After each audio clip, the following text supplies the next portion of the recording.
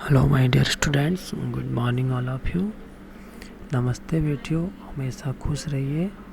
My self Pushpendra Bhardwaj, assistant professor, department of education, Jyoti Vidyapeeth, women's university Jaipur.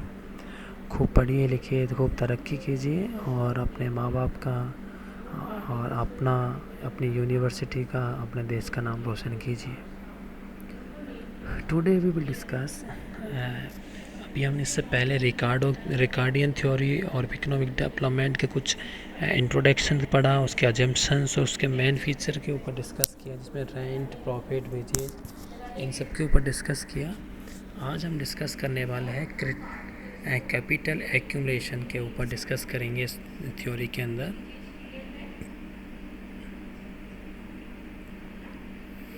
तो first, according to Ricardo, capital accumulation is the outcome of profit because profit leads to saving of wealth which is used for capital formation.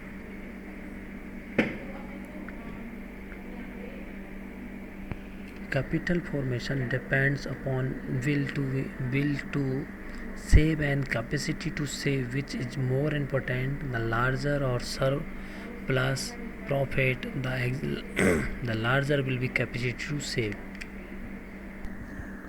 रिकार्डो के according जो capital accumulation होता है वो profit का ही एक result होता है, प्रॉफिट का ही आउटकम होता है। Because profit lead to saving of wealth, जो प्रॉफिट होता है वो सेविंग, वेल्थ की सेविंग को ही लीड करता है। क्यों? इस वजह से which is use for capital formation. देखो, सबसे पहली बात, हमें कोई प्रॉफिट हुआ है तो या तो उस प्रॉफिट को कहीं हम इन्वेस्टमेंट करेंगे या इन्वेस्टमेंट करने के बाद थोड़ा बहुत हम सेविंग करेंगे। तो profit lead to saving, profit ने सेविंग को लीड किया और सेविंग लीड किसको करेगी? फिर कैपिटल फॉर्मेशन को। तो कैपिटल फॉर्मेशन हुआ इससे। तो capital formation depends upon will to save and capacity to save. वो जो कैपिटल फॉर्मेशन है, कैपिटल एक्यूमुलेशन है, वो डिपेंड करता है सेविंग पर। सेविंग कितनी है और उसको हम कितना अधिक सेव कर रहे हैं। The larger the surplus, the larger will be capacity to save. अगर हमारा सरप्लस यानी प्रॉफिट अगर लार्जर है, इट्स मीन्स हमारी सेविंग भी उतनी ही ज़्यादा होगी।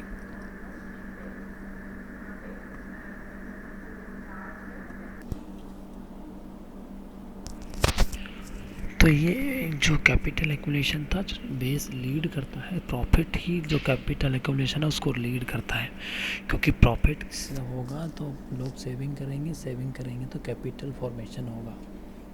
ठीक है बच्चों। नाउ द प्रॉफिट रेट, कैसे capital accumulation, the profit rate, the rate of profit is equal to the ratio of profit to capital employed.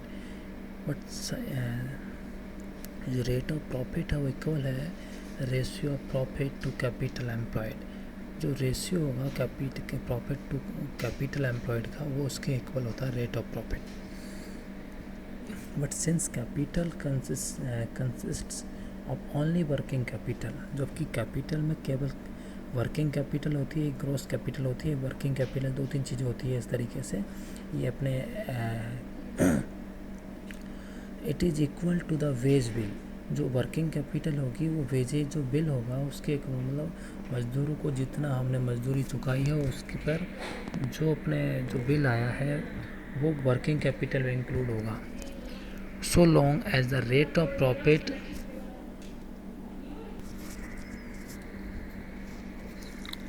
so long as the rate of profit is positive, capital accumulation will take place.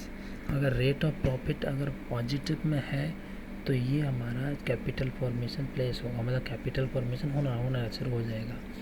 In reality profit depends upon wages on price of corn and the price of corn depends upon the fertility of the marginal land.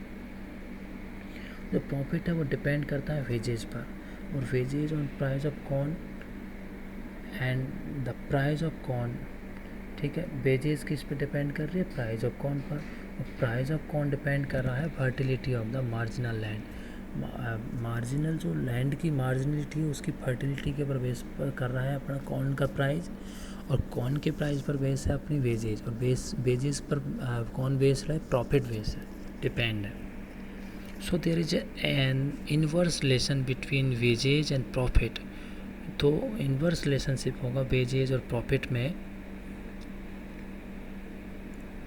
Means अगर wages बढ़ेगा तो profit, ठीक है, जो so there is an inverse relation between wages and profit when due to improvement in agriculture production increase, the price of corn falls, and subsistence wage also falls, and profits will increase, leading to capital accumulation. This will raise demand for labor, raising wages rate and reducing profits. जो improvements होगा जो agriculture में, तो production increase होगा, तो production increase होगा तो जो कॉर्न का जो प्राइस होगा वो गिर जाएगा, क्योंकि मार्केट में सप्लाई ज़्यादा हो जाएगी कॉर्न की, तो इस वजह से कॉर्न का जो प्राइस होगा वो गिर जाएगा. एंड सब्सिस्टेंस वेज गिर जाएगी क्योंकि प्रोडक्शन ज़्यादा हो गया है, और साथ में प्रॉफिट भी होगा, and profit will increase leading to capital accumulation. और प्रॉफिट इंक्रीज हो जाएगा, क्योंकि जब कैपिटल इंक्रीज क्यों होगा, क्योंकि मार्केट में प्राइसेस गिर गई है लेकिन प्रोडक्शन ज़्यादा हुआ है. प्रोडक्शन ज़्यादा होगा तो हम उसको ज़्यादा बेच पाएंगे, तो इस वजह से हमारा जो प्रॉफिट होगा वो इंक्रीज होगा, और इंक्रीजिंग जो प्रॉफिट होगा वो लीड करेगा हमारा कैपिटल एक्यूमुलेशन को. ठीक है.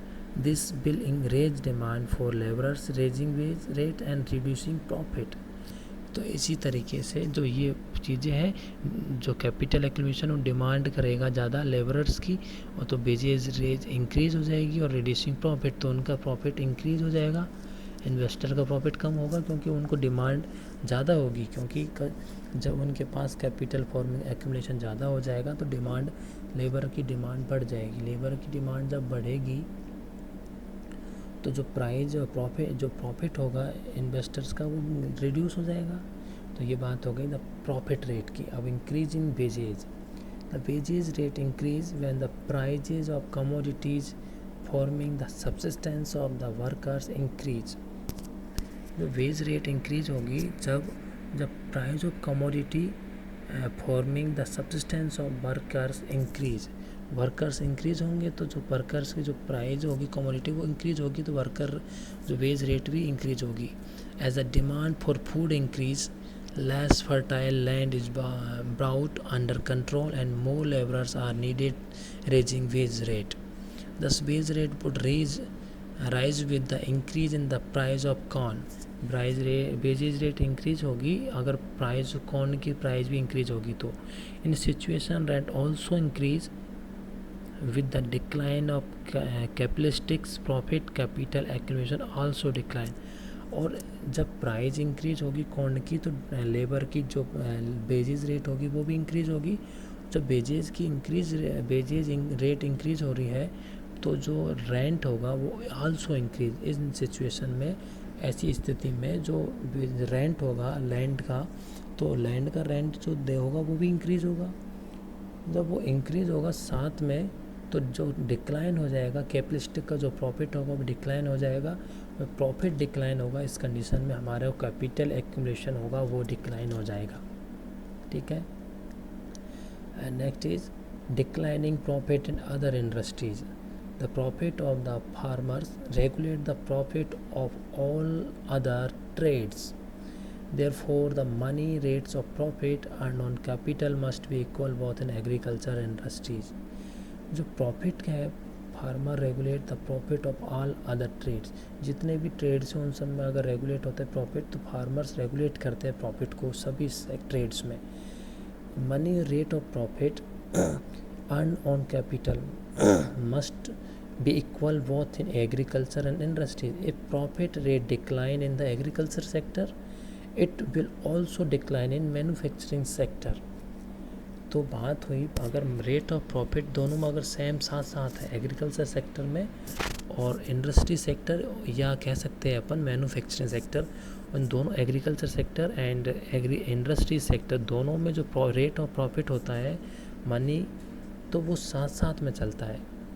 ठीक है. कैपिटल पर जो रेट ऑफ प्रॉफिट होता है वो साथ साथ चलता है एग्रीकल्चर सेक्टर में और इंडस्ट्रियल सेक्टर और कह सकते हैं, अपना इंडस्ट्रियल सेक्टर को मैन्युफैक्चरिंग सेक्टर भी कह सकते हैं। इट्स मीन अगर प्रॉफिट का जो रेट है वो डिक्लाइन हो रहा है एग्रीकल्चर सेक्टर में, अगर एग्रीकल्चर सेक्टर में वो डिक्लाइन होगा, इट्स मीन जो वो अदर सेक्टर में भी, जो मैन्युफैक्चरिंग सेक्टर था दूसरा, तो उसमें भी डिक्लाइन होगा। जब प्रॉफिट डिक्लाइन हो रहा है, rate of profit, it's means also decline capital accumulation. ठीक है बच्चों।